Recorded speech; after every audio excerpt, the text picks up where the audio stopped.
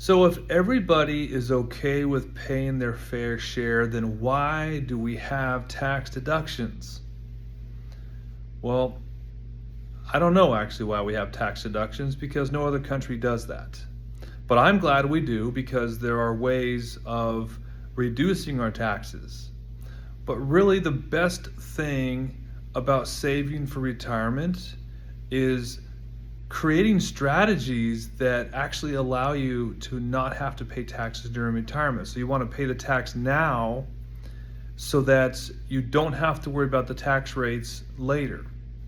Now, I'm not sure if you're aware of this, but the highest tax bracket, federal income tax bracket, has been 94%. All right, so look it up online, search for the United States federal income tax brackets and go to 1945 and let me know what you think. Now, when it comes to taxes, Congress never really seems to have a problem increasing taxes. But what they recently did with the CARES Act, they changed the rules in the 401ks, in your retirement account. See, Congress knows that all the money is in the retirement accounts because people like you have saved and built businesses and built your assets and did all the right things, so they know where the money's going to be, and they know that if the money's in a 401k or an IRA or a profit sharing plan or whatever it is you have set up for your business or for your employer has set up for you, they know that that money's there, and they know that the money is not going to come out because, see, people don't realize, your 401k or tax deferred savings account, that's exactly what it is. It's a savings account, okay? And so the difference between a 401k and a regular savings account is that your 401k is susceptible to market loss, and you also are able to get a tax deduction today, and that way you don't have to pay the taxes now, but you can pay them later. The question is, what are the tax rates going to be later? What is later? 20 years, 10 years, 5 years? When are the tax laws going to change?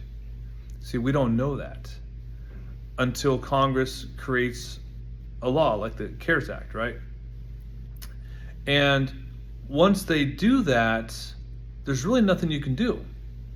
So having your assets set up in such a way that you have a portion of your current financial plan set up to where you have some tax-free income. That's really where you want to be, because if you have a pension, there's nothing you can do about it, right? It's going to be taxed. But that's not such a bad thing because you have a pension that's going to last you forever, right? Now, having that income is going to provide you with some sort of security knowing you've got that income, but there's always going to be an income gap. So with that income gap, a lot of people fill it in with 403Bs or 401Ks or 457s if you're government workers, but those are all tax deferred accounts.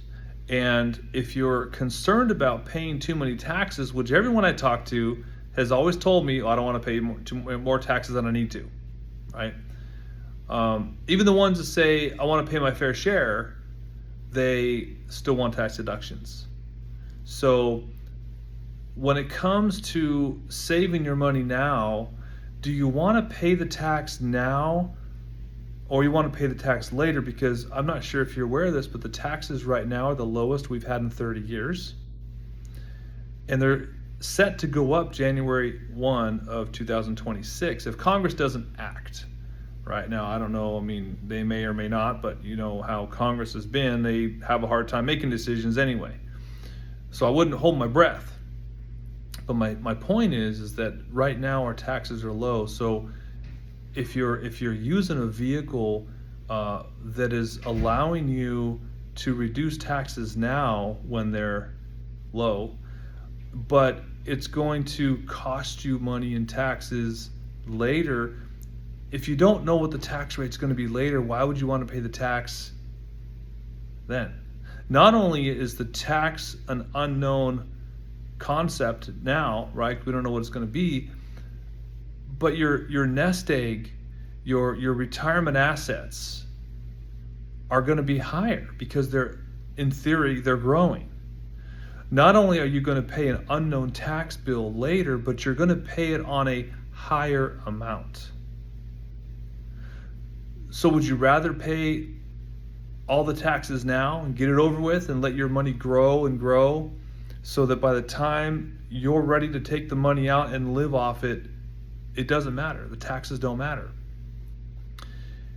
Now, if you've read my book, you'll remember the Social Security and Medicare are double taxes.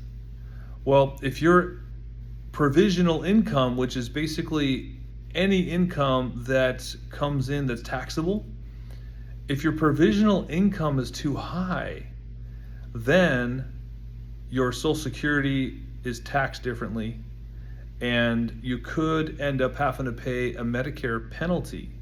See, that's what a lot of people don't realize. And so if you want to create a tax-free retirement plan, you have to make sure that you understand these facts, and the biggest one are taxes, because with taxes come penalties that you don't know about. And I haven't even talked about RMDs yet. Your 401k has RMDs. Now the RMDs, that is really, it should be called IOU, because it's when you're paying the IOU you had to the IRS. See, a lot of people don't realize your 401k is not actually your money. If you look at your statement, the statement says, 401k or retirement plan or whatever it is you have in the name of or the benefit of you, right? Because that money's not actually yours until you retire and pay the taxes. You can't take that money out till you're 59 and a half. And if you're still at the employer, if you're over 59 and a half, unless the retirement plan or 401k plan that you have allows for in-service distributions, then you don't have access to that money anyway. But you can withdraw the money if you're over 59 and a half. But again, if you're employed, you may not be able to withdraw that money. So it just depends on how your plan is set up, right? So my point is even if you were to withdraw your money at the right age, you would still have to pay taxes on that money. So let's say you're working and then you want to take some money out of your 401k because that's why you saved it. Well, now you're paying taxes on your income, plus you're paying taxes on taking that money out. And then of course you're paying Medicare taxes on your income. And if you're over 65, you're paying Medicare taxes with your check if you're still working.